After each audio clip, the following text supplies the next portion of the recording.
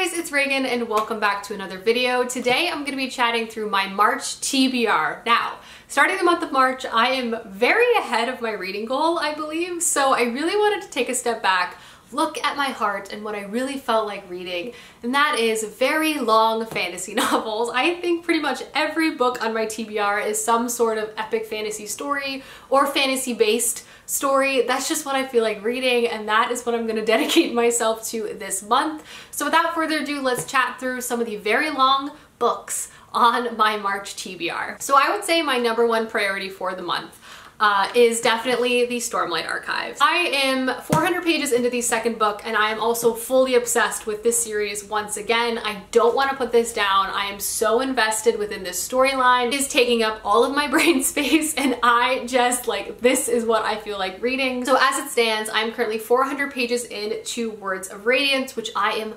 loving so much. Some of the storylines are starting to connect. We're also getting a lot more Shallan chapters, whom I really love. She kind of has a more scholarly point of view. And I'm definitely excited to see more of her in the second book, as she was definitely less prominent within The Way of Kings, but I remember loving Words of Radiance and it's definitely happening again, and I cannot wait to finish this novel. And then I also this month want to definitely start and get as far as I can within Oathbringer. Both of these books I know I love and I cannot wait to see how the story continues to unfold. So a lot of epic fantasy and a lot of pages here, friends, that I plan to read, but I know I can do it and I'm really excited about it. So this is definitely like my primary objective for the month. Please yell at me if I don't have these, at least this completed and at least a good way through this, because I gotta stay on track so I can start Rhythm of War. Outside of the Stormlight Archives, I've also selected a bunch of books that honestly have just been kind of at the top of my TBR. The first one is Senlin Ascends by Josiah Bankoff. This is a very bizarre sounding fantasy story that has honestly been calling my name since I picked it up. It just sounds weird in a way that I personally love. And this basically follows our main character Senlin, who is a mild-mannered headmaster who prefers all of his adventures to be safely contained into the pages of his current read. However, when he loses his new bride shortly after embarking on their honeymoon, he is ill-prepared for the trouble that follows, which essentially is him entering the Tower of Babel, a world of geniuses and tyrants and assassins, and him trying to save his bride and uncover all of these mysteries and puzzles along the way. This just sounds very unusual, and I'm hoping the writing style has a bit of a literary fiction quality to it. I want it to be bizarre and twisty and turvy and just like a story about an unlikely hero trying to save the day.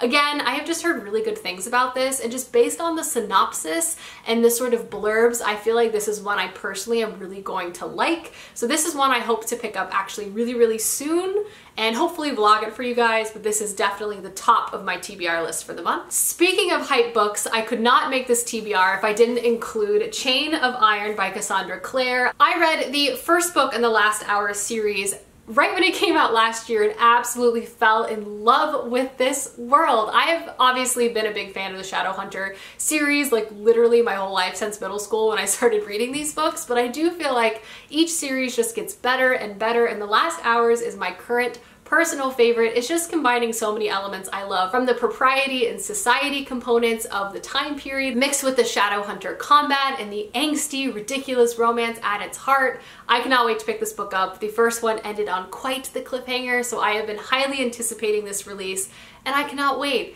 I just cannot wait. This is going to be a book I feel like I'm going to fly through, but I know a lot of you guys are right there with me, so I'm excited for all of us to just fangirl together. Next book on my TBR is Fool's Errand by Hobb. I'm finally starting the third trilogy within this world, and again guys, could not be more excited about it. This brings us back to our Fitz and Fool characters, which obviously I'm a little sad to be leaving the Ship of Magic world, the Live Ship Trader trilogy, because that trilogy, one of the greatest things I've ever read, but I am thrilled to be encountering Fitz and Fool again and their new adventures that they're embarking on together. I don't really know what's gonna happen in this, obviously, as I haven't read it, but I'm really curious to see if there's going to be some ties to the Live Ship Trader trilogy, as there are some connections throughout that as well. I'm not sure, but I'm really looking forward to this. I have heard from a lot of you guys that this is actually your favorite trilogy out of all of them, and I just feel like each book I've read by Hobb gets better and better, so my expectations for this are really, really, really up here. So I'm hoping I will not be disappointed, but I just have a feeling I won't be. But yeah, I'm finally starting the third trilogy. The journey continues. Robin Hobb in 2021. My heart is not ready. I feel like she's going to destroy it. Next up is a very popular standalone fantasy book that I've just heard excellent things about, so I'm really looking forward to finally picking it up this month, and that is The Sword of Kaigen by M.L. Wang. This is an elemental magic based high fantasy story, and it's said to be like the darkness of the Poppy War with sort of the magic, the political system of Avatar: The Last Airbender.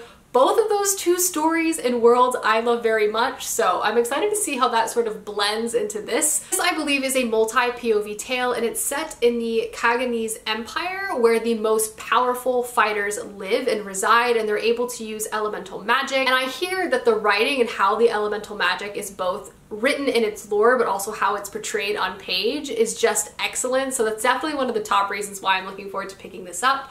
But essentially we follow a young son who's part of one of the most powerful families within this empire, and he has dedicated his life to learning the craft of his family's fighting. But when an outsider arrives, the curtain on the alleged peace of this empire is kind of pulled back, and I think that sort of changes everything from there. And I also believe we follow the perspective of this boy's mother, who has also been hiding her own personal past and fighting history. And I believe from there, secrets begin to get told and the story unfurls, and I don't know, elemental magic, fighting, combat. I also am really intrigued by the fact this is a standalone, so this is definitely a must read for this month. The next book on my TBR I selected as a bit of a buffer between all of the heavy and likely intense fantasy stories I'm reading for this month, and that is Arusha and the Song of Death by Rashni Chakshi.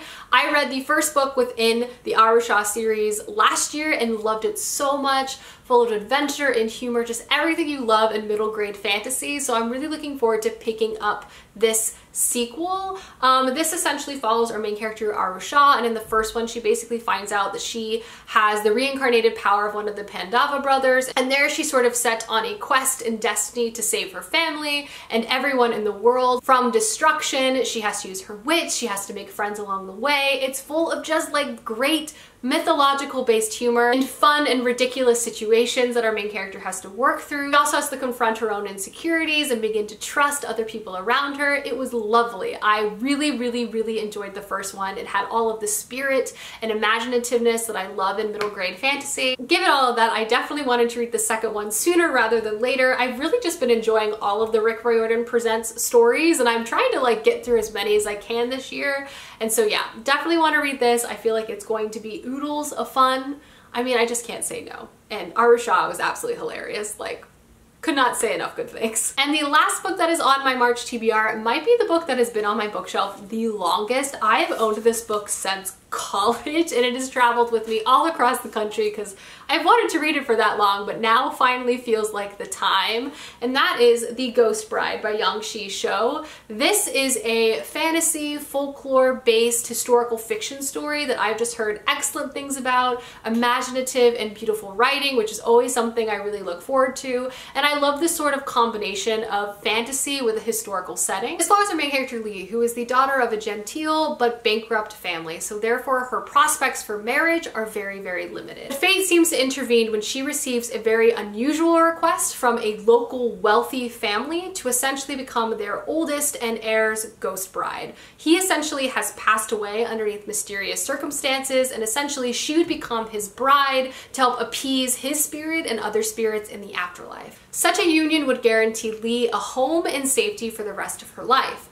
She ultimately decides to move forward, but when she arrives into this new household, she begins to be haunted not only by her current husband, but she also begins to be drawn night after night into the shadowy parallel Chinese afterlife. This book, I believe, has to deal with romance, but also with ghosts and haunting, and obviously tradition and folklore is all woven in there as well. The synopsis really calls out my name, and it just sounds like something I'm going to really, really enjoy. Dark and mysterious, I don't know, it just sounds so, so good. Alrighty guys, that is my March TBR. Let me know down below some books you hope to get to this month, as I would love to know, and I will see you guys soon with another video soon.